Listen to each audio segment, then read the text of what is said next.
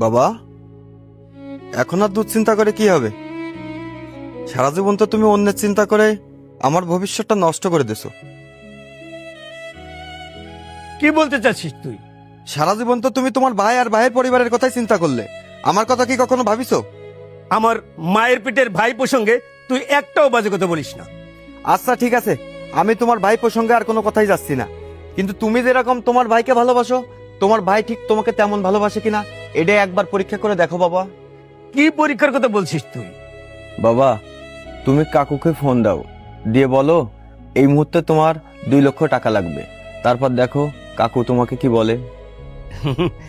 আরে, সে তো আমার মায়ের পেটের ভাই, ছোটকাল থেকে তাকে আমি দেখে আসছি না। দেখ, চাও মাত্র কিভাবে টাকা পাঠিয়ে দেয়।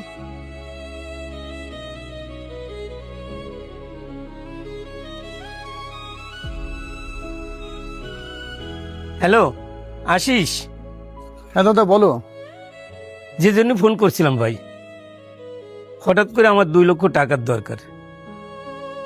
তুই এক্ষুনি আমার 2 লক্ষ টাকা পাঠিয়ে দে ভাই। আমি তো ভেবেছিলাম তোমার কাছ থেকে আর আমি কিছু টাকা নেব। তোমার ভাইপোকে ইতালি পাঠাতে হবে, তো আমার অনেক টাকার প্রয়োজন। ও, শুভকে তাহলে বিদেশে পাঠাচ্ছিস? আচ্ছা, ভালো পাঠা, তারপর দেখা যাবে।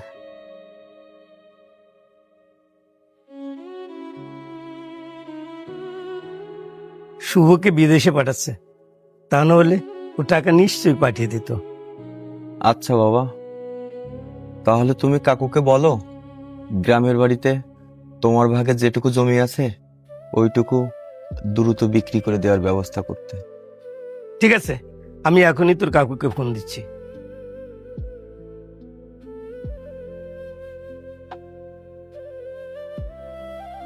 হ্যাঁ দাদা, আবার কি হলো? আসিস ভাই, টাকাটা যেহেতু আমার এখনই এমার্জেন্সি দরকার, তুই আমার গ্রামের জমির আমার অংশটুকু বিক্রি করে এখনই তুই টাকাটা পাঠিয়ে দেওয়ার ব্যবস্থা কর ভাই। আমি বলছিলাম নিজেদের জমি অন্যের কাছে বিক্রি না করে নিজেদেরই থাক। ওই দোকানদার তরুণের কাছে আমি 2 লক্ষ টাকা রেখে গেলাম, তুমি সকালে এসে নিয়ে নিও। দেখছিস, ও আমারই ভাই, কিভাবে টাকাগুলো ম্যানেজ করে দিল। সকালে নিয়ে আসতে বলছে, সকালে যে টাকাগুলো এনে তারপর প্রমাণ করে দিব। ঠিক আছে বাবা, তুমি কালকে সকালে গিয়ে টাকাগুলো নিয়ে বাড়িতে আসো। তারপরে এই যে তোমাকে ছুঁয়ে কথা দিলাম, আমি আর কোনোদিন তোমার ভাইকে নিয়ে তোমায় একটা বাজে কথা বলবো না।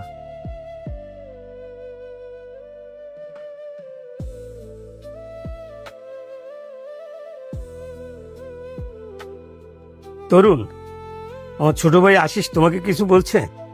হ্যাঁ, কাকা বলছে আপনাকে 2 লাখ টাকা দিতে।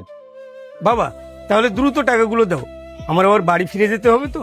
দলিলটার সাথে নিয়ে এসেছেন, দলিলটা দেন। কাকু বলেছে দলিল ছাড়া 1 টাকাও না দিতে।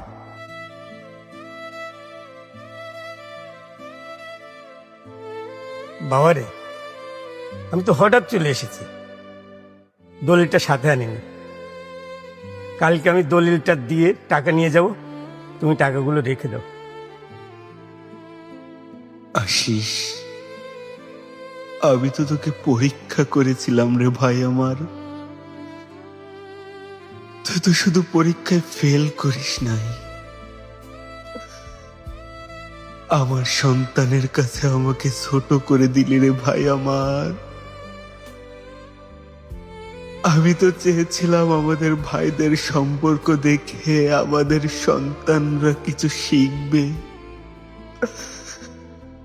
হে বিধাতা, আমার এই ভাইয়ের জন্য এতদিন আমার সন্তানের সাথে অবিচার করেছি। এই মুখ আমি আমার সন্তানকে কিভাবে দেখাবো, কিভাবে দেখাবো?